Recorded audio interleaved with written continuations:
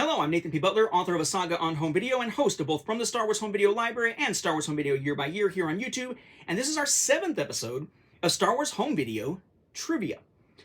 So in every one of these episodes, in case you haven't been following so far, basically I'll ask 10 Star Wars Home Video related trivia questions. They do tend to be somewhat tough sometimes. The idea being that I will ask a question, wait a few seconds, ask a question, wait a few seconds, pause if you need to give yourself more time to answer. And then after we go through 10 questions, we'll then pick up with me giving the answers, and you can score yourself right here while watching the same video. If you've been following since the beginning of the series, I do set this up so that you can either do a score out of 10 just of the 10 questions from this episode, or a cumulative score. I number these questions since the beginning of the series, so this one's going to pick up with questions 61 through 70, so that someone who is watching the entire series and keeping track of their score the entire time can continue to do so, and it'll be out of 70 this time around. These are all being recorded on the same day here, hence the same shirt. No, I don't wear the same thing over and over again, at least not on purpose.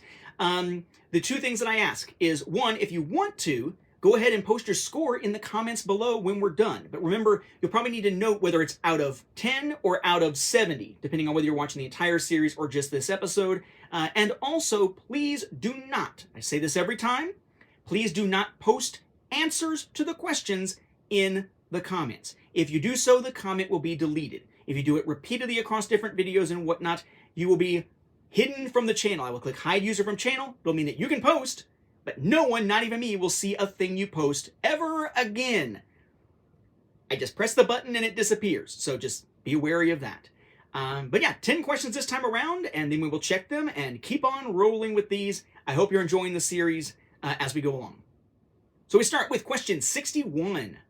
What bonus item did Target customers receive if they pre-ordered Solo on home video using their red card, that is their Target-issued credit card? 62. What do the Walmart-exclusive 2019 releases of episodes 1 through 8 and the Target-exclusive 2006 releases of episodes 4 through 6 have in common?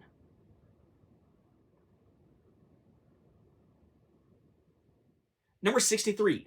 How many exclusive Steelbook versions of The Rise of Skywalker on home video did Zavvi have in the UK in total in 2020? Number 64. How many discs total were in the only American release of the Skywalker Saga boxed set? 65. Which Star Wars film received a release in the United States with a black bordered slipcover and its previous artwork on the case inside, only to later receive a release with black bordered art on the case, but no slipcover at all? In other words, as a hint there, you could have black border artwork with a black border slipcover in the US, but you'd have to buy 2 different copies of the same film and Frankenstein them together. Number 66. What do the BJ's Wholesale Club exclusive version of Clone Wars Volume 1 and the Target exclusive versions of the Clone Wars film have in common?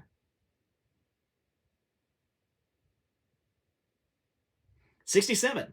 What do the initial Blu-ray and 2-disc DVD releases of the Clone Wars have in common with the Toys R Us exclusive version of The Phantom Menace on VHS? 68. Which Star Wars film had a release on UMD, or Universal Media Disc, in the UK? 69. Which episode of the Clone Wars first season was both an exclusive extra episode on a DVD release from Walmart in the US and the single episode on a preview DVD from HMV in the UK? And finally, number 70. What was different between the 2008 to 2009 home video releases of the Clone Wars, the complete first and second seasons, and the subsequent reissues of those releases in 2011? Woo! All right, 10 questions here. Again, pause if you need to get your answers down, rewind, whatever, and we will dive into the answers in 5, 4, 3, 2, 1 now. We don't need to pause too much because there is a pause button.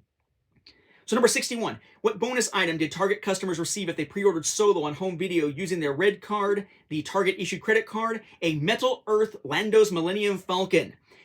which I hated, I put together, it hurt my fingers so bad, never freaking ever again. I'm sure people were waiting for the never again part if you watch from the Star Wars Home Video Library. 62. What do the Walmart exclusive 2019 releases of episodes 1 through 8 and the Target exclusive 2006 releases of episodes 4 through 6 have in common? Concept art cards inside. 63. How many exclusive steelbook versions of The Rise of Skywalker on home video did Zabi have in the UK in total in 2020? 5. They had the regular steelbook in 2 different versions, right? One of which had the 3D disc, one had the 4K disc. Then they had a fancy schmancy version of those with extra goodies, raising it up to 4, because it was a version for each. And 2020 was when they did that series of steelbooks for all 11 live-action films exclusive to Zabi. And yes, that meant Rise of Skywalker got one there too, for a total of 5. 64. How many discs total were in the only American release of the Skywalker Saga box set? 27. 9 4K, 9 Blu-ray film discs, 9 Blu-ray bonus features discs. 65.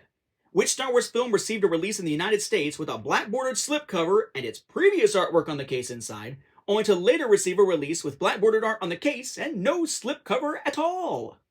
That was Solo. 66. What do the BJ's Wholesale Club exclusive version of Clone Wars Volume 1 and the Target exclusive versions of the Clone Wars film have in common? A pack-in, digest-sized comic book. So, pack-in comic books. 67.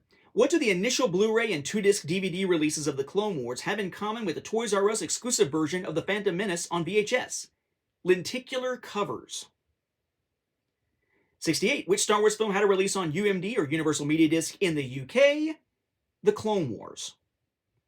69. Which episode of the Clone Wars' first season was both an exclusive extra episode on a DVD release from Walmart in the US and the single episode on a preview DVD from HMV in the UK? That is Downfall of a Droid, mentioned previously in one of these episodes when we talked about A Galaxy Divided and its exclusives. Number 70, to wrap us up here, what was different between the 2008 to 2009 home video releases of the Clone Wars, the complete first and second seasons, and the subsequent reissues of those releases in 2011? In the initial releases, they were the digibook type things. It was actually like a book style. You open it up, it had some stuff in it, so it's book type. And then they were just standard cases with slip covers when you got to the reissues in 2011 to match the other Clone Wars seasons. So book versus standard. So that's it for this one. Again, check your scores. Put them in the comments if you like. Again, either out of 10 for this episode or out of 70 if you follow the entire series thus far. I hope you're having fun. May the Force be with the home video viewers.